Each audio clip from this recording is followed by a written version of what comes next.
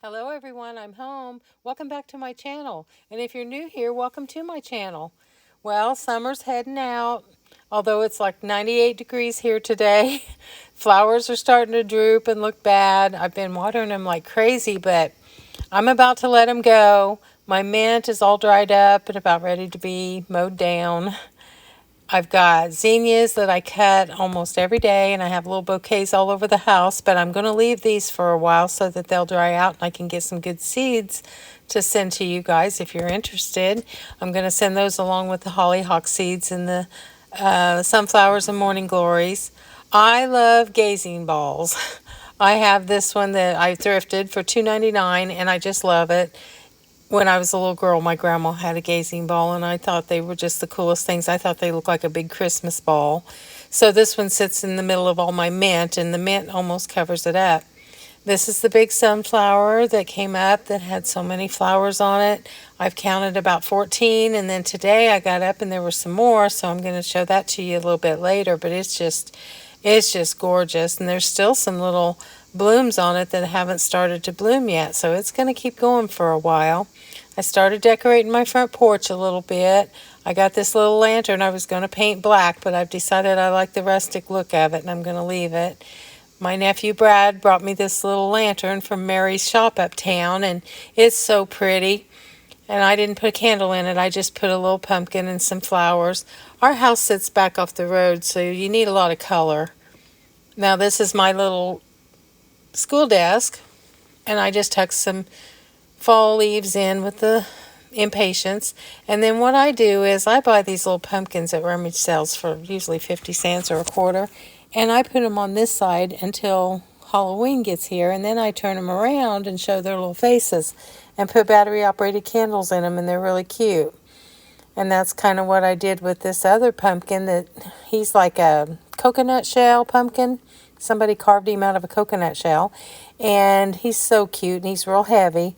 So I put his face on at Halloween, but before then I just turn it around and set it in this little wagon that I have. It looks like it has some bird dew on it. I don't know what that white spot is. Could just be glare, I don't know. Anyway, this is I showed you this last year on my wooden wall that I built for the porch. My husband went thrifting with his sister, and he found me this, and he was so proud of himself when he brought it back. It's huge. And then this is one that I thrifted, and these are like $1.99 at the thrift stores, and they hang on the outside doors, so it's not going to hurt them at all. And then I took that little coconut pumpkin and put in, because like I said, from the road you need a big pop of color to really even be able to see what's up there. So I put that on the little wreath and wired him in, and the chair that I got off the side of the road, the wicker chair that I covered with 2 pillow shams that I got at a thrift store. Well, I don't know if you can tell it here or not, but it's faded out. Even though our porch is covered, it just got really faded. So you know me, I just turned it over and showed the bright side again.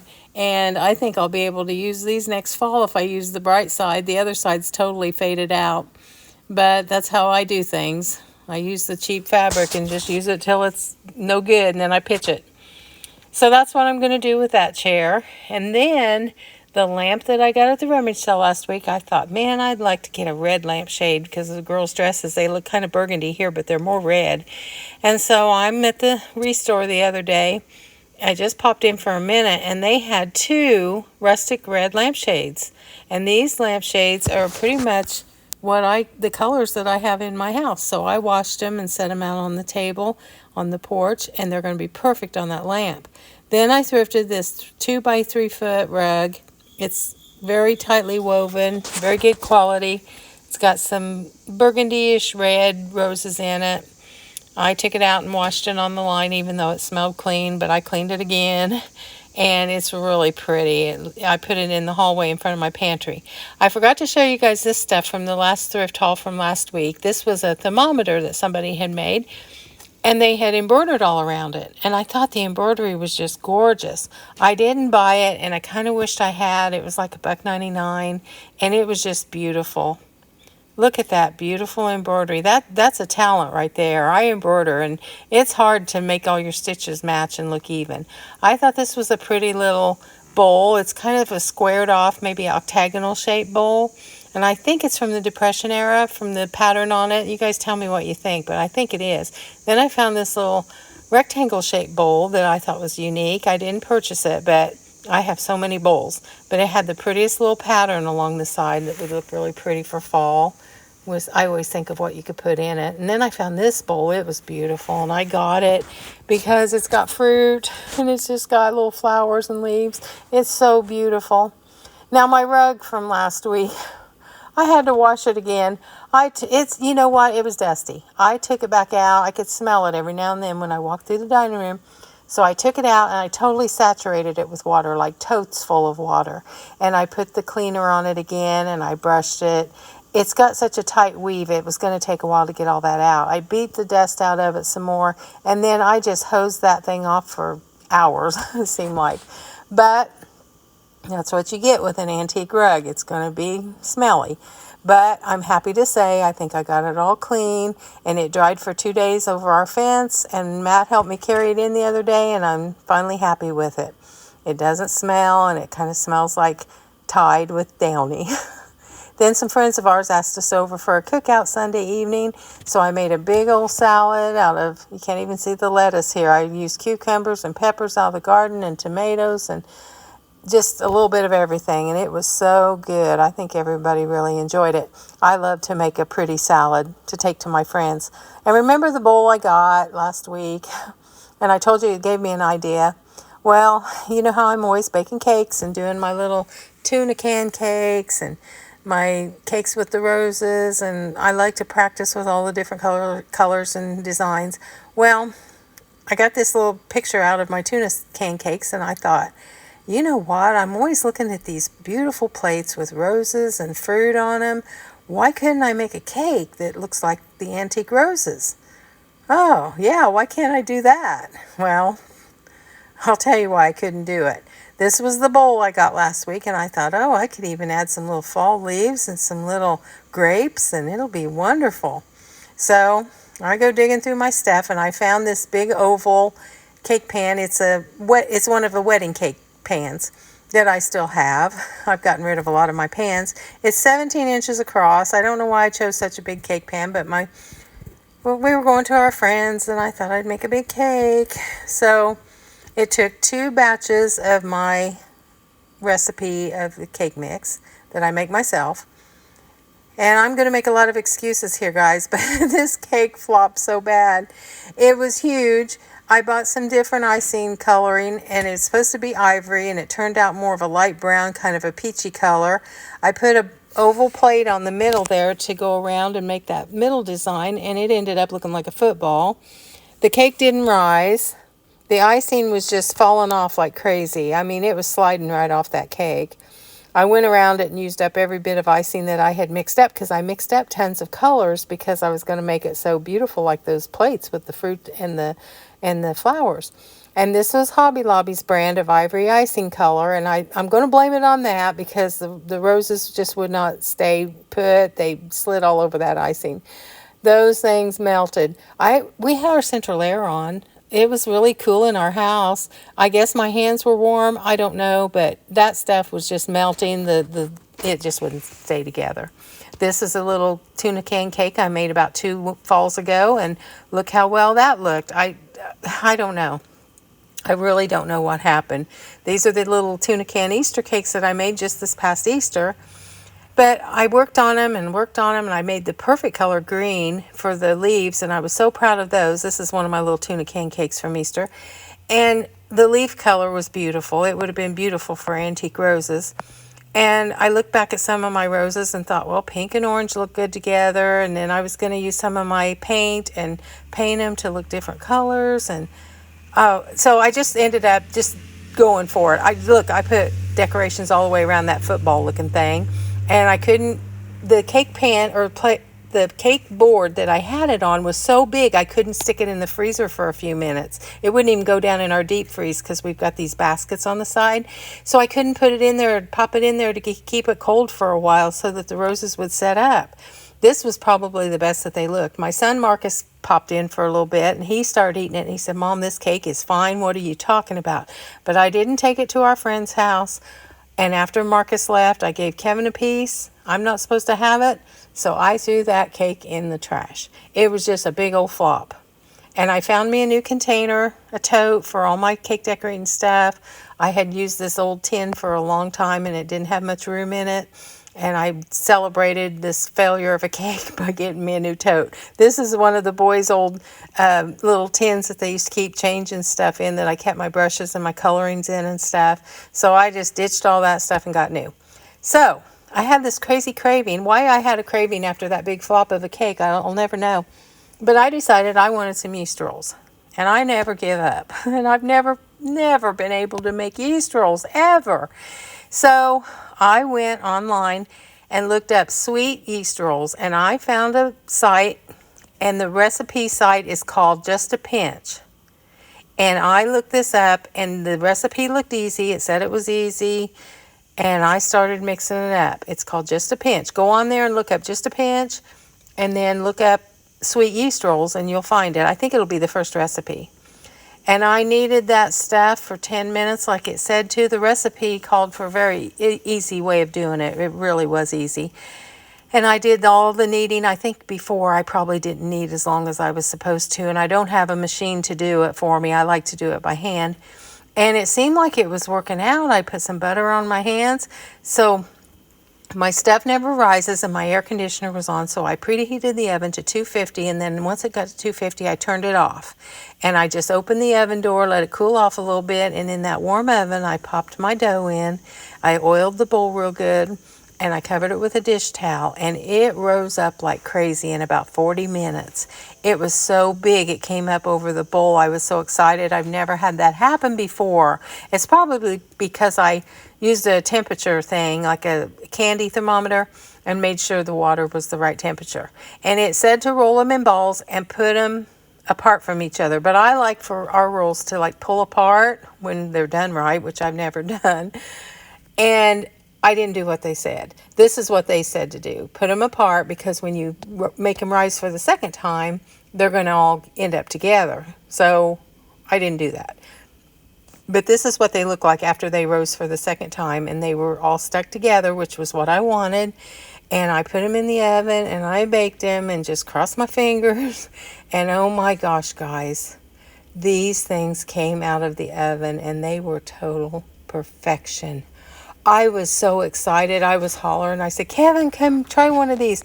I tried one, and it didn't taste very good. The first bite just wasn't good at all. But then I just let them sit, because it said let them sit for 10 or 15 minutes. I guess the steam inside them does something. And when I ate the next one, and I'm not supposed to have these, but I did eat a few, it was so good. And Matthew he popped in that evening, so he was there for supper. So he had one. He said, Mom, you did it. They're good. And they were the most beautiful rolls. And I wish I'd have taken a picture of the inside, but we ate them so fast that I didn't get one. But I had made beef stew that night, and I made mashed potatoes, and I know 2 carbs, but beef and potatoes on mashed potatoes is kind of too much carbs, but nobody complained. Matt ate supper with us, and everybody loved it. And the rolls were fantastic. But when we got ready to butter them up, and everybody was loving them, and I put some in a bowl for Marcus to take home. Oh, I wanted to tell you again, the best sweet yeast rolls dough I have ever found. Go on there and look that up. Just a Pinch, because you'll love this recipe. She shows you pictures of each step and how to do it, and you'll be able to do this. It's fantastic. Please go try it if you like yeast rolls. And we like sweet yeast rolls. So I go to get the jelly, and we don't have any jelly. I had used it all up at Easter, and we don't ever eat jelly, so I had not bought any more. But when we go to our favorite restaurant that has yeast rolls, they have jelly. But Kevin's like, we're fine. Nobody complained about it at all. The rolls were just so good. And the next day we were eating them cold. Now I went down a huge rabbit hole with this company. Temu, I've heard that that's not how you pronounce it. One of my girlfriends orders from them, and these pieces are like $2.35 and $4.20. They're really cheap. But I've had a lot of people tell me don't order from Temu or whatever you call it. It's awful. Now these shoes are to die for. I have no place to wear them and would never wear them, but oh my gosh, aren't they beautiful? Anyway, people say don't order from them, that's bad, but she orders from them all the time and she loves it. And I thought these were gorgeous. Can you imagine going on a vacation at the beach and going out for dinner at night with a white dress on and a real good tan and being real skinny? That's not me, but it would be really neat. And I'm a big fan of fall jewelry and I love costume jewelry, and I have a lot of it. And I was thinking I might take you guys in and show you some of that sometime if you're interested in it. But I just went down the rabbit hole looking at all their stuff. I was up all night looking at their stuff, and they have you spin a wheel and you get a percentage off, and I got 100% off of 3 items, so I get 3 free items if I order. But I'm kind of scared of it. So guys, please leave me a comment if you've used this company and let me know what it's like. This is a little sampling of some of my jewelry.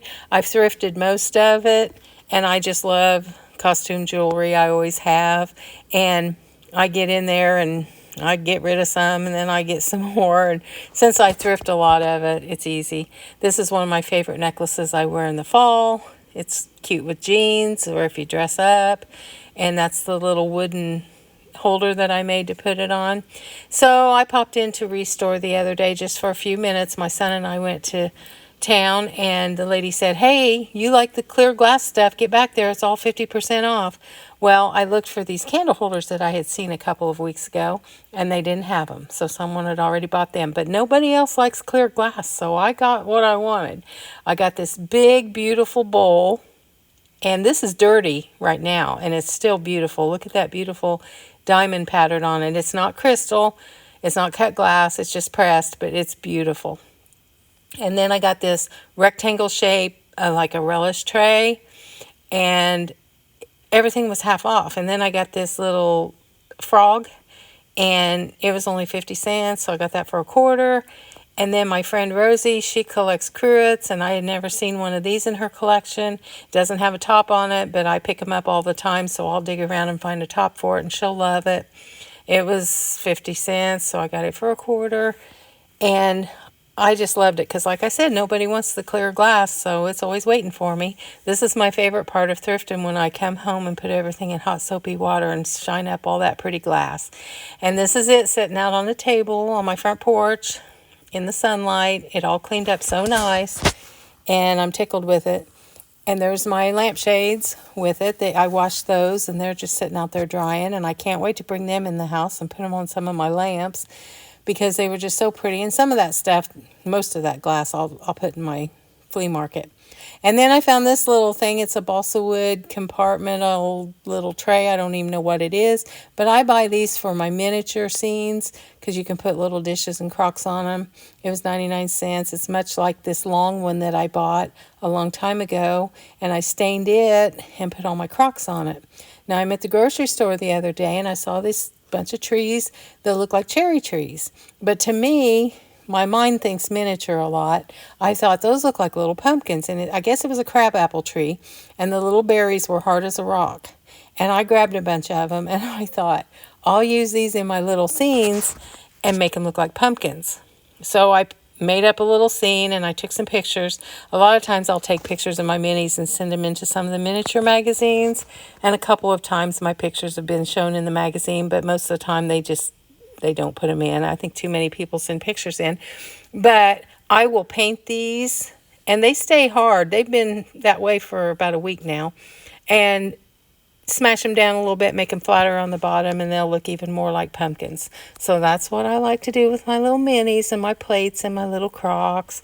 I love to take pictures, love to play. I'll stain that little cabinet too. And poor Elvis, Jeffrey Kevin from Decorating Happily Ever After, bless his heart, he's given me some tips on how to get that music off that video so I can share it with you. I feel like I've blown the Elvis thing out of proportion. I wish I hadn't even told you about it and surprised you with it one day, because it's coming. But like I said, life got in the way this week, and I needed help figuring out how to get that music off.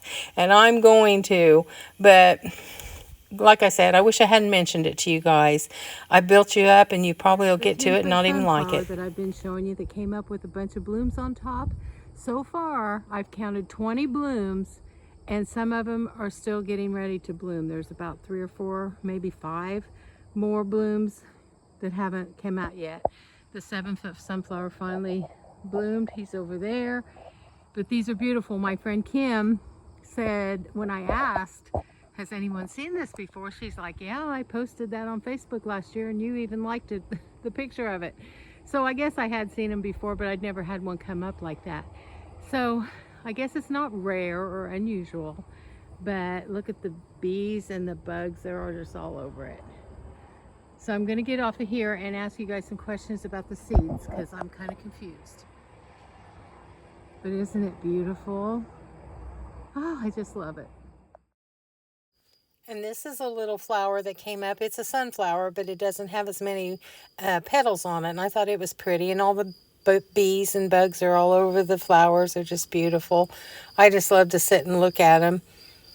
And then this is what I'm asking you guys. This is one that has a lot of seeds on it. And they're not brown yet. I always thought you pulled them off when they were brown, but they're not brown yet. But this is the one that's got a lot of seeds. But look at this one. This one the birds have gotten to, and there's only about 20 seeds left. So I'm wondering, do you pull them out when they're this color? Because the birds are going to be taking these really quick. And there's a little dark spot there at the bottom where those are really dried out. I thought you waited until they were almost brownish black before you pulled them out. I brought these in a few weeks ago, and they've been sitting on the dryer, and I'm trying to see if they'll dry out to where I can take the hard seeds out. But these littler flowers never have gotten any hard seeds. They're just these little real feathery feeling things. They're just real lightweight. So are those the seeds for some of the smaller flowers? I'm just really confused. I always thought that you got the bigger seeds. Of course, I got a lot of different ones this year because the birds planted them all over my yard. I didn't plant one sunflower this year. They just started coming up everywhere from last year's seeds. So I've been taking these seeds out and putting them in a jar to send to everybody and to keep for myself. But I'm going to leave a couple of the blooms in the house and see if they dry out. Now my morning glories and some of my other flowers are still coming up and they're still blooming every day. But I did notice this morning some morning glory seeds that are starting to dry out. So I took the little pods. They're so cute. They're little round pods, and you can plant the whole pod. You don't have to break it open. But I broke them open to see what the seeds were looking like, and they're still, I used this little cup that I got last week at the thrift store to put them in because they're such little seeds. And they're light yet. They're kind of an off-white color, maybe a light brown. They're not real dark yet, so I hope they darken up. But I cut a few flowers and put in a vase, and I'm just going to try to enjoy them and leave some out to get more seeds. But I love to make my little arrangements and set them around. These are from a couple years ago. I just took different flowers from every which place in my yard and made little, I've got plenty of little vases and pitchers to put them in. So I'm just going to keep drying these out and see if hard seeds come out of these. I don't know. And then I did some reverse manifesting this week. I bought something last week that I showed you that I was not looking for. I've never looked for one of these lamps, like a Bunny Williams style lamp. But I bought it because I just loved it and I was really intrigued by it. So I didn't look it up or anything. I just kind of knew that it wasn't real old, but it's this pattern. I'm not going to say that word because I never say it right. And I sat down the other night and was looking at a magazine, and I was looking at some things online and on Pinterest, and no matter what I looked at, these things kept popping up. Like I had never looked at them before. So I found something, and now I'm seeing it everywhere. That's how manifesting works. So it works in reverse as well. This one's from Home Depot. I saw it on an ad at their store the other day on their lamps. This is wallpaper. It popped up on my feed, and I wasn't looking for wallpaper, but I thought it was so pretty and kind of looked like my lamp. This chair showed up. It looks very much like a Bunny Williams chair. It's by that company, One King something. I don't remember what that's called. Then I saw all these. Now, this isn't the same thing, but tattered vintage wallpaper from Etsy. Look at that wallpaper. Gosh, I shouldn't even go online and look at things because I get all excited when I see all this neat stuff. But this is wallpaper from a company called V-Like, and it's on Amazon, and it's brown with pink roses. And then I saw this fabric by Shabby Fabrics. It's quilting fabric, and oh, I don't know, guys. There's the name of it. I may have to order some of that fabric. I love brown fabric with roses. Of course, I like any kind of roses, but I thought this was exceptionally beautiful. So yeah, I went down a big rabbit hole on that kind of stuff. But like I said, life got in the way this week. We had some doctor's appointments. We had a car breakdown. We had to take it and get it fixed. My sons both came home at different times. And I'm always trying to bring you guys a lot of beauty.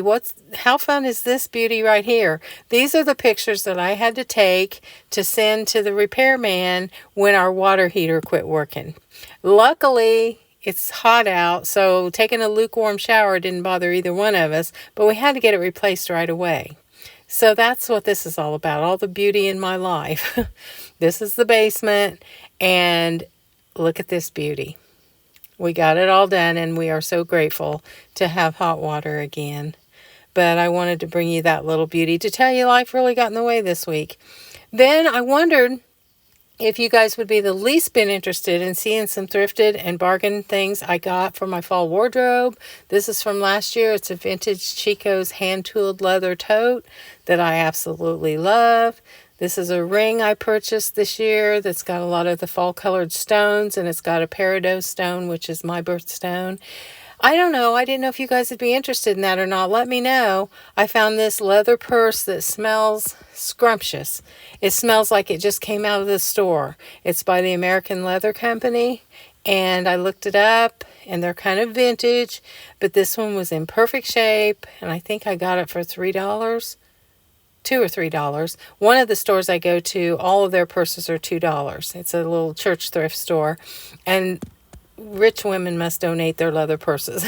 This is a beautiful leather purse, and when I looked inside, I just grabbed it and bought it. And when I got home, it said Wilson's Leather, and I used to go in Wilson's Leather and just drool over their purses and their blazers and their wallets and all the stuff I couldn't afford, and now I've got a red Wilson's Leather purse. And then a tote that my friend Sherry found for me. It was brand new, still had the tags on it. I looked at this in lots of magazines, and she found it for me. So yay or nay, let me know if you guys would like to see some things that I purchased. I love fall, and it's my favorite time of year, and I love to find jewelry and clothes and purses and all kind of, thrifted stuff that I can throw into my fall wardrobe. It's my favorite time of year to dress for. And then I love having my butter in my new little thrifted, well, I didn't even thrift this, that lady gave it to me, little hen on a nest. I like it so much, I'm thinking about selling my Wexford butter dish because I've used it since I found it last year thrifting, and I think I'm going to switch them out. And then I love looking out my kitchen window. I can see my sunflowers out there. It's going to upset me when they fall over and die. I was at the free bin the other day, and I found this real soft green sheer curtain with beads hanging from it, and I like to be able to see out my kitchen window, but I like a little shade too, so it was perfect for my window. And I'll put my winter curtain up that's got roses on it later, and my flowers in the window, and you can see the sunflowers out behind it. Just warms my heart to see that. Now, we're crazy at our house. My husband loves butter pecan ice cream. I like it too. We like this brand, and it's fine, but someone gave us a huge bag of pecans, and when that got soft the other day and we were about halfway through it, I threw about a half a cup of pecans in it and stirred it up and refroze it, and man, was it ever good. I took a few bites of that, but he's enjoying it, and he goes, wow, there's a lot of pecans in this one. And I said, I added them, because you don't get very many pecans, even in the best pecan ice cream. We're crazy. So I'm going to enjoy the rest of my summer flowers, and I'm going to continue to dry and collect seeds, and you can't plant them till next year anyway, so you guys will be getting them, those of you who've requested them. And I'm going to continue to make videos for you guys, which has become one of my favorite things in the world to do. I am enjoying this so much. I find myself going, oh, I got to take a picture of this, show my followers. And I hope you like it, and I hope you enjoy it as much as I do. And I want to thank you guys so much for the likes and subscribes and the comments. I need lots of comments. You can even get mad at me in the comments and tell me off, because that really helps my channel. I read a story about that the other day. They said, oh, get a big fight going on your channel and you'll do really good. So you don't really have to fight, but I appreciate everything you do. I invite you to join me at MarcyJo631 on Instagram. I've been posting some reels and showing you what my channel's all about, and I appreciate likes and subscribes because it helps my channel grow. And as always, find the beauty in every day, and I love you guys so much, and I can't thank you enough for all you've done for me. Have a wonderful day.